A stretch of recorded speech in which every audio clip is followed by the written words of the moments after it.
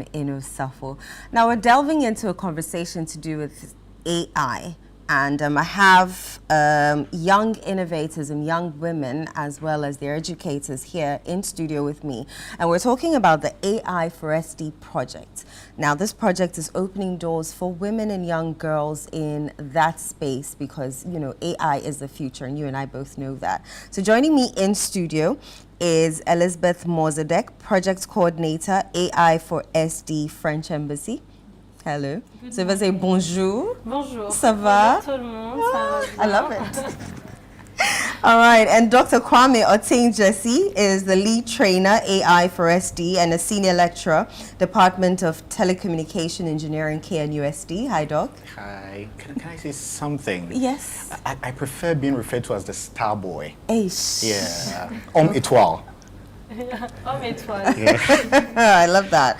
And Nakusia Jewa Mafo is a member of the She Codes Club at KNUSD. Yes, please. Hi. Hi, how are you? Fine, thank you. All right. And Mami Edufwa Turkson is a She Codes Club member at Chomota School. Hi. How are you? I'm good. Great. All right. So we're going to start the conversation first with the students, and then we'll speak to the educators on how they're training them and what all of this entails. But first, let me start with Anakusia. When did you decide to become or join the She Codes Club? Okay, so on campus, I'm a computer engineering student, so I already have the interest in tech and those things. But what we learn is more of like theory. So I wanted to do like practical something. I wanted to build something, and then She Codes was having a training on AI and machine learning, and AI is now like a big thing in the world. So I wanted to learn it. I wanted to see how AI can be used in web apps. AI can be used in basically everything. So I wanted to see how I can use that to do something good. So I decided to join the She Codes. So there's more to this AI than yes, edits my scripts just for me. ChatGPT, and there's more to it actually. And Mommy, what was your first experience like when you joined the club? When I first joined the club, my first experience was like I was new to everything, so like I was feeling like whatever the teaching was training. Please speak up for me. I was unfamiliar to whatever they teaching me, but as time went on, I became used to it, and I'm proud to be part of the She Codes. How did you hear about the club? I was actually selected. Okay. To join the club. Okay, so it's in school, yes, or it's off campus? No, it's a club created in the school. Oh, okay. Doc, hey, sorry, star boy. When you hear about the experiences, how proud are you, and what does She Code mean to you? Yeah, it means a lot to me because when we set off, it was actually started by a student and one professor, Professor Eunice. She's in the UK currently on a sabbatical leave. So she's my boss. And the goal was to basically get girls empowered in the tech space.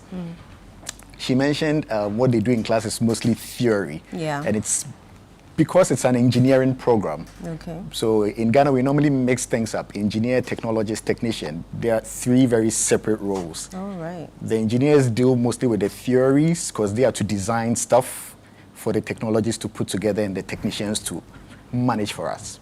So basically, they set this up to help empower them, get them to learn the practical skills, as she mentioned, so they realize what they are doing in class is not all paper stuff, but it's actually something they can build to solve problems for us in Ghana. Why is it important for AI for SD to invest in She Codes? Yeah. So the AI4SD, or AI for Sustainable Development Program, is an initiative supported by the French Embassy, but with our main partner being the Kwame Nkrumah University for Science and Technology in Kumasi.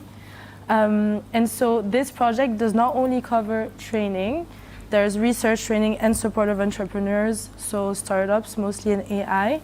And the reason why She Codes was perfect for us in this bigger scope project, let's say, is that we've observed that in Ghana, the previous programs in learning how to code or robotics clubs and things as such don't necessarily focus on ladies.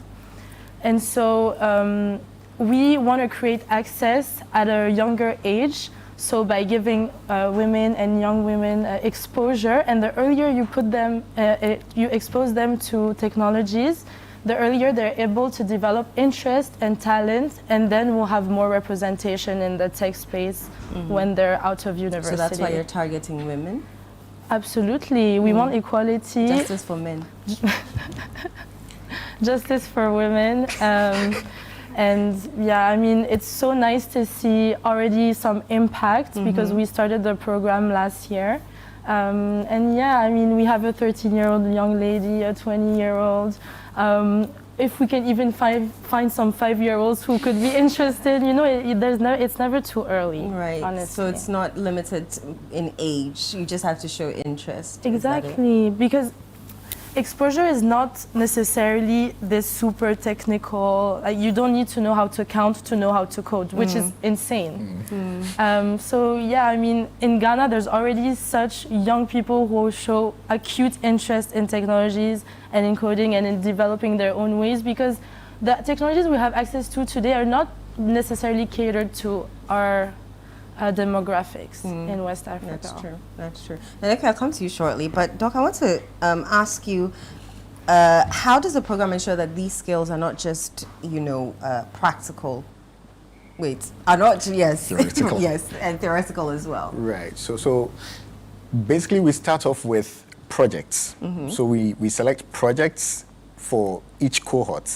So How many cohorts do you have? This year will be the 4th cohort. Okay. So she was with the 3rd cohort. They learned something called machine learning. Oh, so each cohort has something completely different? Exactly. But it's built on what they did previously. Okay. So if you're a newcomer, when you come in, we have a crash course for you. But then whatever you do, it's based on selected projects. So whatever you are being taught, it's geared towards solving a problem. And the projects are actually problems we have in Ghana. The one that comes to mind, I think every Ghanaian would say galamsey, right? So clean water stuff. So we have that in mind. The training is geared towards solving or say cleaning the water. So every class you attend, everything you are being taught is project-based.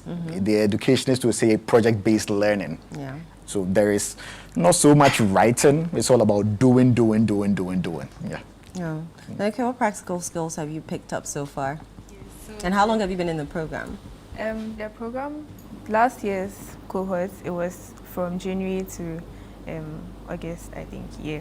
So we were doing AI and machine learning, and then, because that was my first time joining, I learned Python from scratch. So they took us through the basics of Python, and then we used that to learn how to train models, how to prompt engineer, like AI stuff.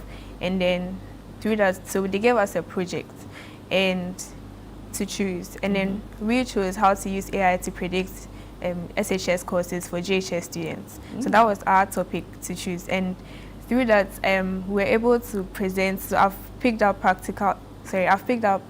to present, how to pitch ideas to investors. I've picked up how to work with teams. I've picked up Python programming languages as well. And yeah, basically. You're picking up a lot. Yes, I really picked up a lot. Mabefwa, so She Codes ends with a national program, a national competition. Are you excited about that? And what are you looking forward to in that competition? Yes, I'm excited about that, and I'm looking forward to the competition. I'm excited to learn and do my best and perform more by applying what I've been taught, so I'll win and become first. I think I'll ask you that same question. So we have already had our challenge. Okay. Yeah, it was last year, the topic that I mentioned earlier. So we pitched our ideas to a panel of judges, and yeah, we presented. My team came first, by the way. So it was a very fun experience, like from brainstorming to problem solving, and it's actually a challenge in Ghana right now. So I feel so accomplished that I've solved a problem in Ghana. Oh, that's nice. Yeah. That's nice. Elizabeth, what does the competition show about the potential of young women in AI? So first of all, I want to say that the competition, the goal is not necessarily to win. It's more about the journey. But Okay. yes, it's good to have a competitive spirit and edge. It will definitely help you, ladies in the working field. But so the goal is to really see how young women are able, in a different way to men, to identify market gaps or problems in everyday life. So when we see all the ideas that have been developed throughout the different competition rounds, we can see that those problem-solving AI applications can really help us overcome some challenges that are specific to Ghana. And also, the younger we are, the more creative we are, I tend to think. Our brain is softer and more able to develop. That's true. So it's nice to work with younger people who can even teach us, older people than me, because I'm not that old, to show a new way of thinking, and yeah, I think it's really cool. Yeah. All right, Starboy. Beyond the she codes, ChannelOne also has a robotics department. What exactly happens there? It's not really a robotics department. Okay. Yeah, it's more of a club. Okay. Yeah, so we partnered with the Ghana Robotics Academy Foundation. The country director is one who watches this show a lot or listens to CTFM a lot, Dr. Yaokreku Irenchi. Yes. Good. So he I'm sure he's texting me right now. Most definitely, yeah. So the Ghana Robotics Academy Foundation has had a very nice model up until now, and that is something we are buying into as well, right? So the robotics club is to train elementary school students all the way up to senior high school, not just the university students. Give them the foundation based on what they are being taught in class.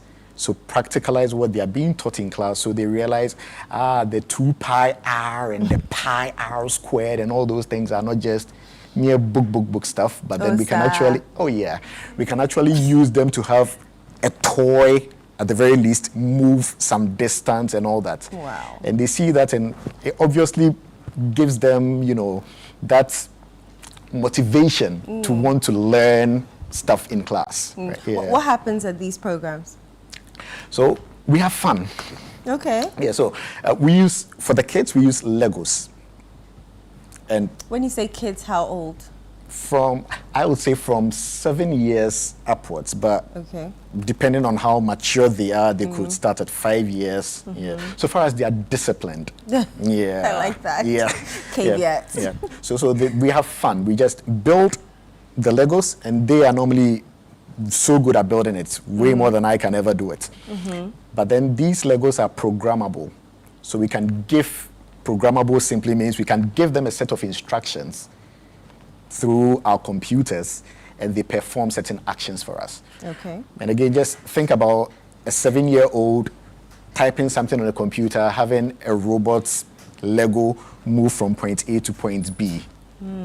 To him or her, it's, Yeah, that's amazing. mind blowing. So so that's basically what we do. Oh, that's nice. Mamifa, you do that as well. Why do you think it's important for you to learn robotics, especially as a female? It prepares us for the future, because now the world is full of technology. That's true.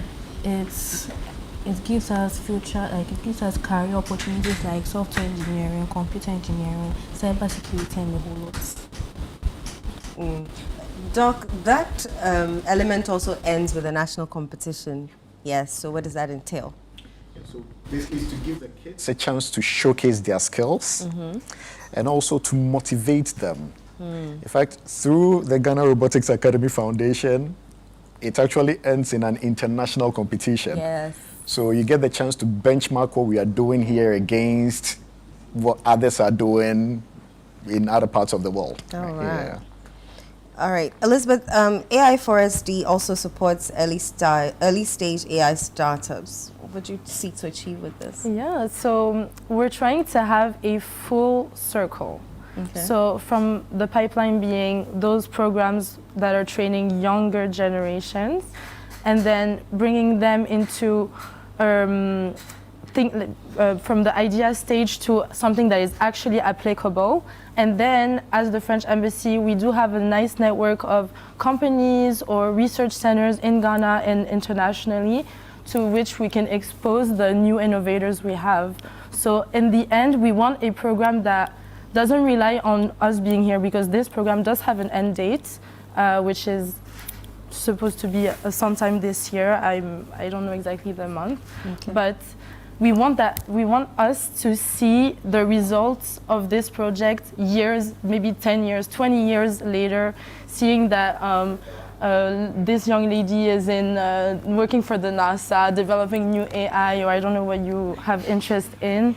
But yeah, the goal is really to create new connections between people and young entrepreneurs and companies. Doc, I think I want to find out, how does the Innovation Hub support startups? So we provide mentorship. Okay. So again, at KNUST, we have the College of Engineering, the Innovation Center there. We have a manager there who guides our students. So if you have a startup idea, he incubates you, and it's all run through our big boss, Professor Jerry Jongponyo. So we ensure whatever idea you have, if it's solid enough, we incubate the startup, give you mentorship, train you, and then link you to stakeholders or investors who would be interested in supporting your cause. All right, that sounds very nice. How do we join this club? Whether in KNUST or whether you're at Achimota Basic School, how do you join any of the clubs? Hit us up at Real. Yeah, so I'm sure the socials will be posted very soon. Yeah, and it's not just at KNUST. We actually have branches at KSTU, Kumasi Technical University, and then Takoradi Technical University. What about Accra? In Accra, none of the tertiary institutions have gotten in touch yet. But we are open to. And with the junior clubs, we actually have a footprint in, I think, about 14 of the 16 regions currently. So 24 schools in total. Exactly. Now. Exactly. But number to be increased as much as possible. So any school that is interested in joining either the SHE codes as a tertiary education institution or the Robotics Club program led by the AI4SD, you can reach us out on the AI4SD website, and then there's the Responsible AI Lab website. Okay, I want to ask the two of you this question. How do you see your future now that you are learning robotics and AI? What's the future looking like for you? Let's start with you, Nana Hussein. Okay, so now I've gained technical experience, I've gained presentation skills, learning with teams, and these are all values that carry me through life. Even if I'm looking for a job or I have to pitch an idea to investors. So I would say it has helped me gain more expertise on these skills, gain values, and I'm very confident in myself now because I feel like I can do it, but I have an upper hand than others. Yeah, that's true, Mami. It has motivated me to keep on learning, so I can reach my goals. Since I have my trainers and peers supporting me, I know I can reach the level I want to be. And any final words from you, Elizabeth? Well, thank you for having us today, and I really hope that this project can have even a bigger impact in more regions in Ghana. The goal is to be as inclusive as possible, so that doesn't only entail gender inclusivity, but also region in terms of geography and age and everything. So thank you. All right, it's Starboy. Same as that. So I feel if you're in an underserved community, hopefully you get the chance to hear us here. Just hit us up, and we've been to a lot of places. I have learned a lot. I've realized there are people in certain communities that are so smart, but based on where they are, they don't get the exposure. And those are the kinds of people we would want to get in touch with. At our recent competition, a school from Dagbamati, I don't know if you've heard of them. Yeah, it's a town, I don't want to say a village, a town somewhere in the Volta, Akachi South. Wow. They came all the way from there to KNUST to win. Wow. Yeah. That's amazing. Exactly, and it tells you the potential we have that are hidden Right. in different parts of the country. Right. So please hit us up, and we'll be more than happy to help. Thank you so much. Sure. This has been fun, and I hope you guys are going to be serious about it and go to places that we hope to see you there. All right. Thank you so much. This is a fun interview. So Ghana's future is AI, actually global AI. It's beyond copy and paste and reword this for me or edit the script for me as we've been doing. There's so much to learn, and if you are interested in, I think,